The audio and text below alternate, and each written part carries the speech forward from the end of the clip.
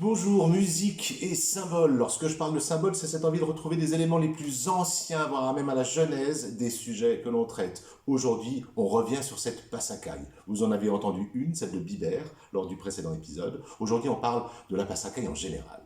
Pour ceci, on revient très en arrière. En Espagne, même à l'époque de Christophe Colomb, on dit qu'un singe pouvait traverser l'Espagne sans poser le pied à terre. L'Espagne était une gigantesque forêt. Elle va connaître une déforestation absolument sauvage, énorme, pour construire une armada, une flotte de bateaux qui va être, dans l'histoire, une des plus grandes flottes que le monde ait connues. Les Espagnols vont conquérir le monde. Les Espagnols auront une flotte marchande gigantesque. Donc, on a des milliers de marins qui sont concernés et qui vont, pendant des mois, traverser les océans. Que font-ils sur les bateaux? Des tâches lourdes, des tâches épuisantes, des tâches difficiles. Et pour rentrer comme dans une sorte de transe et d'hypnose, ils vont chanter et chanter des mélodies répétitives. Et grâce à la répétition de ces mélodies et de ces formules, ils vont effectivement se retrouver dans des états, on va dire, un peu seconds pour mieux supporter la difficulté de leur travail au quotidien. Lorsqu'ils reviennent sur les côtes espagnoles, ils débarquent dans les villages portuaires, et puis ils vont dans les bars et autres établissements. Ils s'enivrent, ils font la fête, et dans la rue, ils chantent. Ils chantent ce qu'ils ont chanté sur les bateaux. Et ces mélodies sont d'autant plus faciles à reconnaître qu'elles sont basées sur les systèmes de répétition. Donc très facilement mémorisables. Et il y a ces centaines de marins dans les rues, toutes les nuits, qui chantent, qui chantent, qui chantent. Et ces mélodies passent dans les rues. Vous voyez où je veux en venir?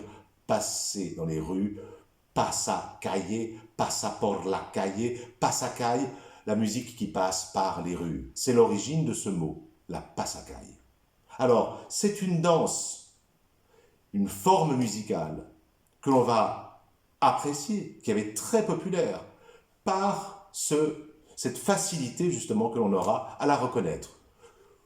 Elle est facilement reconnaissable puisqu'elle est basée sur un ostinato. L'ostinato, la basse obstinée, en musique, c'est la répétition obstinée d'une cellule de notes. On prend une cellule de notes et puis on la passe en boucle à la basse. Sur cette formule de notes répétitive, on écrit des variations. Passacaille, chaconne, voilà deux formes musicales, deux danses qui sont espagnoles et qui ont les mêmes caractéristiques. On est en ternaire, on est à trois temps, et puis on se base sur un ostinato et on écrit des variations. On confondra souvent au XVIIe siècle chaconne et passacaille. Ce qui différencie la chaconne serait un détail qui a toute son importance.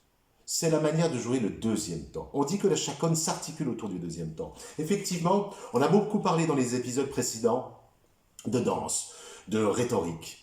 Et qui disait danse disait poids, tension, détente, etc. Et il y a une caractéristique que l'on retrouve dans certaines chorégraphies de la chaconne, c'est que sur le deuxième temps, le danseur ouvre les bras. Et cette ouverture de bras est importante. Attention, parce que souvent on demande aux étudiants d'accentuer le deuxième temps de la chaconne. Or, ce n'est pas une accentuation ni vers le bas ni vers le haut, c'est une ouverture, une générosité. Et pensez-y quand vous travaillez les chaconnes. Ce deuxième temps, il doit être associé à la réconciliation. Beaucoup d'opéras baroques utilisent les chaconnes comme des danses de réconciliation, de paix, parce qu'on développe le rapport avec l'autre dans l'horizontalité. Voilà un symbole important. Revenons à la passacaille, donc la cousine de la chaconne ou la sœur jumelle. Cette passacaille, la plupart du temps, et les plus fameuses, les plus célèbres, sont basées sur le même carcan, quatre notes descendantes. On le voit dans celle de Bibert,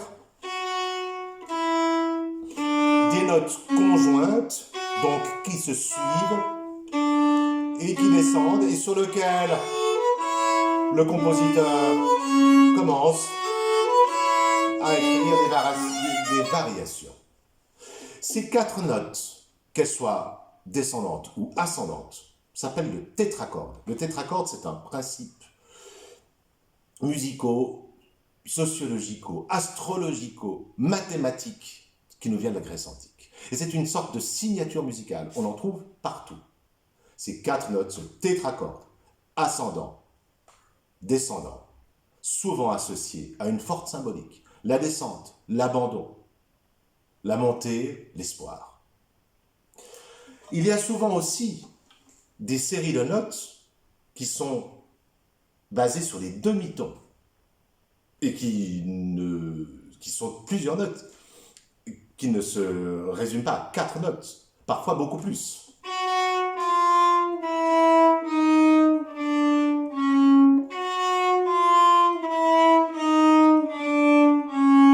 Qui peuvent effectivement figurer dans une basse obstinée.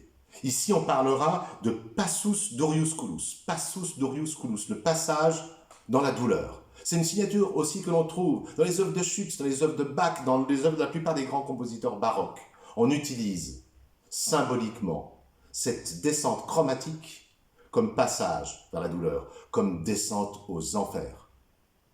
Comme on peut effectivement inverser ce mouvement, imaginez une échelle ascendante et cette fois-ci aller vers la lumière, vers la spiritualité. Voilà pour les principes de la Pasacaille. Je crois que je vous ai tout dit sur cette danse. Oui, donc on se retrouve dans quelques jours pour replonger dans la Pasacaille de Bibert et de voir un peu comment elle était conçue par ce formidable compositeur. À très bientôt.